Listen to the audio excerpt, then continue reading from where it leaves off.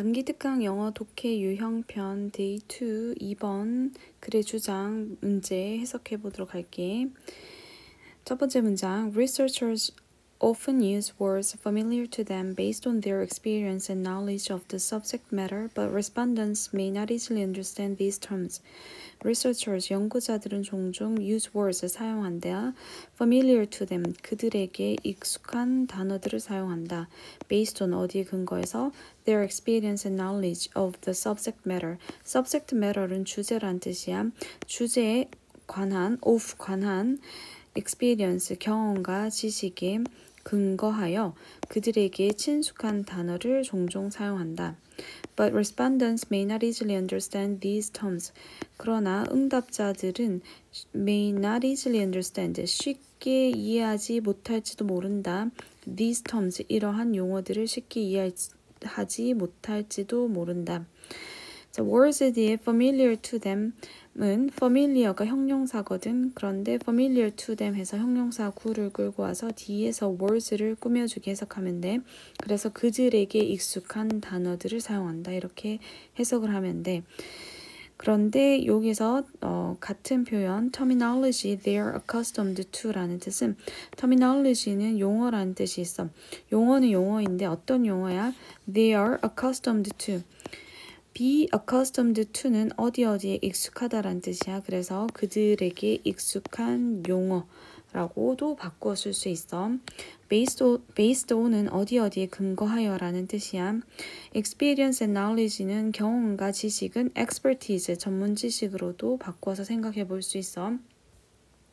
그리고 not easily understand these terms라는 거는 struggle to comprehend such terms라는 정도로 바꿔볼 수 있는데 struggle to는 고군분투하다, 어려움을 겪다, comprehend 이해하는데 such terms 그러한 용어를 이해하는데 struggle to 고군분투하다, 어려움을 겪을지도 모른다 라는 정도로 바꿨을 수 있어. 그래서 내용은 연구자들이 자기한테 익숙한 그런 어휘들을 사용하잖아. 자기 경험이랑 지식에 근거해가지고. 그런데 그러한 어떤 전문적인 용어들이 그 설문지나 뭐 조사 같은 거를 했을 때 그 응답자들이 그 설문지를 읽었을 때 그런 용어를 이해하지 못할 수도 있다라는 내용이야. The core vocabulary used in a questionnaire should reflect everyday language. 여기가 주제문이야. core, 핵심, vocabulary, 어휘인데 used in a questionnaire, 어디에서 사용되는? questionnaire 하면 설문지야. 설문지에서 사용되는 핵심 어휘들은 should reflect, 반영해야 한다. everyday language, 일상의 언어를 반영해야 한다. 자, 그래서 used는 뒤에서 core vocabulary 명사를 꾸며주는 과거 분사 구야.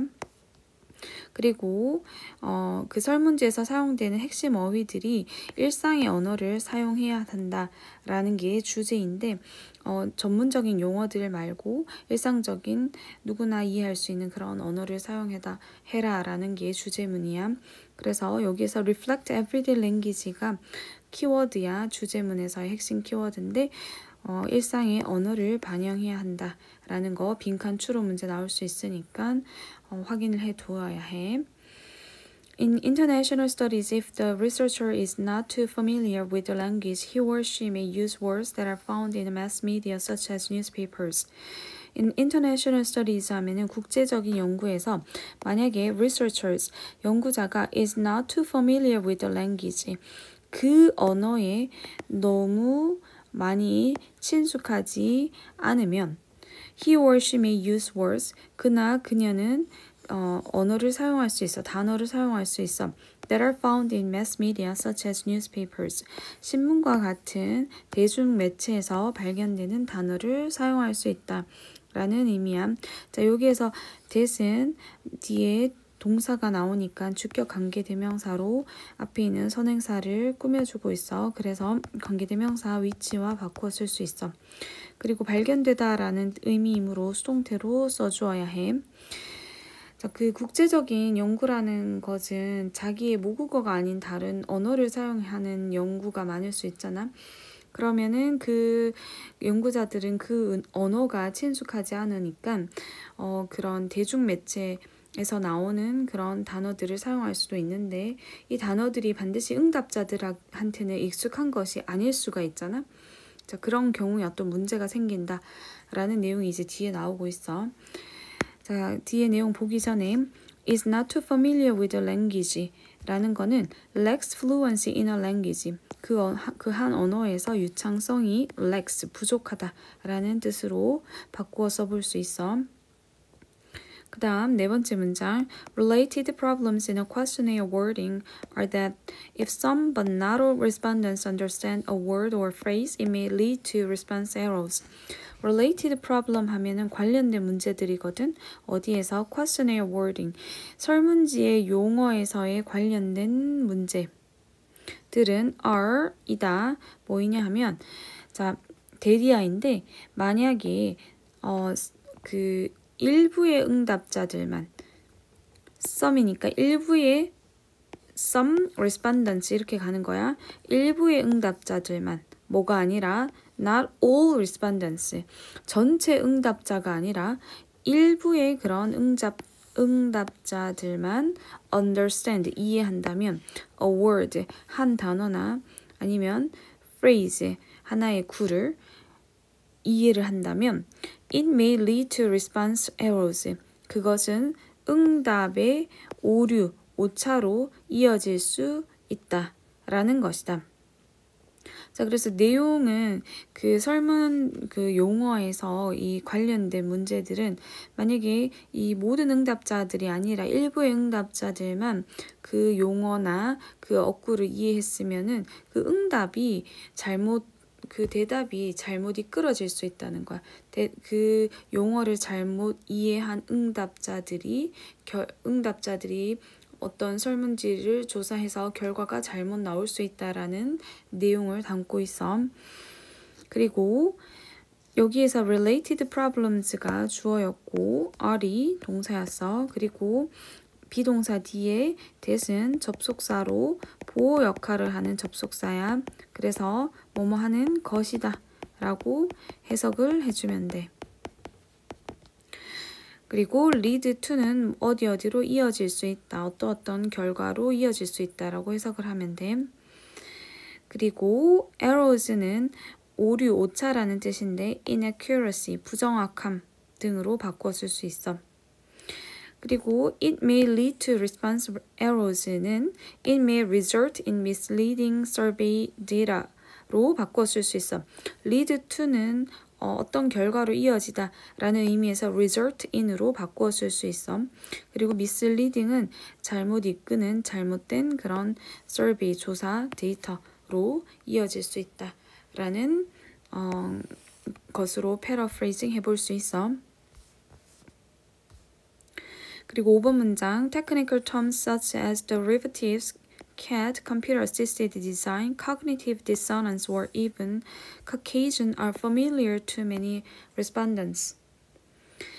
Technical terms 하면은 전문적인 용어인데 such as 뭐와 같은 전문적인 용어, derivative, 파생물, CAD는 computer assisted design, 컴퓨터 이용 그런 디자인 설계란 뜻이야.